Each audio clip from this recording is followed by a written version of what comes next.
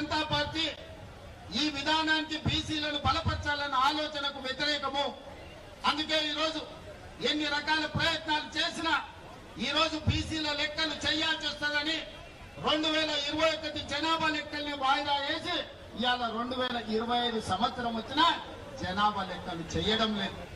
ఎందుకంటే రాహుల్ గాంధీ గారు డిమాండ్ చేసిండ్రు, ఈసారి జనాభా లెక్కలల్లా కులగణన జరగాలి, జనగణనతో పాటు కులగణన జరగాలి, ఆ నివేదిక ప్రకారమే రిజర్వేషన్లు పెంచాలి అని.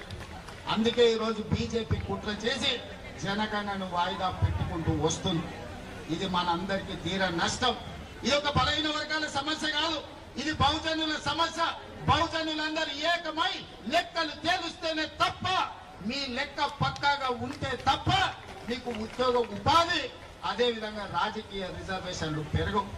అందుకే మిత్రులారా, మనం అక్కడ గల్లీ నుంచి సంఘాలతో మాట్లాడినాం, సంస్థలతో మాట్లాడినాం, ప్రజాప్రతినిధులతో మాట్లాడినాం, ప్రభుత్వం చర్చలు చేసింది, నివేదికలు తెప్పించింది, జనగణనలో కులగణన చేసింది.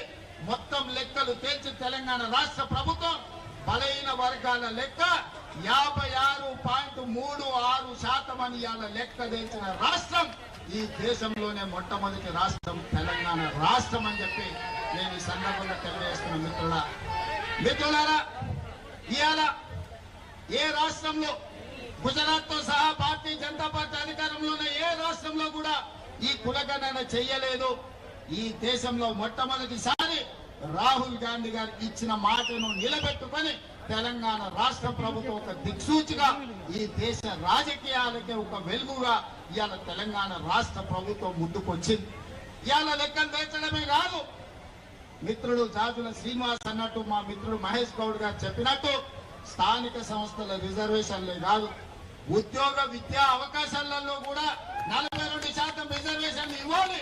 అప్పుడే నిజమైన న్యాయం మీకు జరుగుతుంది.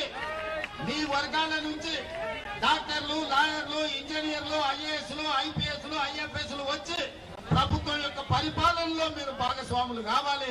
తెలంగాణ రాష్ట్ర అభివృద్ధిలో మీరు ముందు బాగానే నిలబడాలి అని ఇవాళ ఉద్యోగ విద్యలో కూడా రిజర్వేషన్లు పెంచాలి అని ప్రభుత్వం నిర్ణయం తీసుకున్నది. ఇవాళ రిజర్వేషన్లు పెంచడం కేంద్ర ప్రభుత్వ పరిధిలో. అందుకే శాసనసభలో తీర్మానాన్ని ప్రవేశపెట్టి అన్ని రాజకీయ పార్టీలను సమన్వయం చేసుకొని ఏకగ్రీవ తీర్మానంతో ఈ రోజు కేంద్ర ప్రభుత్వానికి పంపించినాం.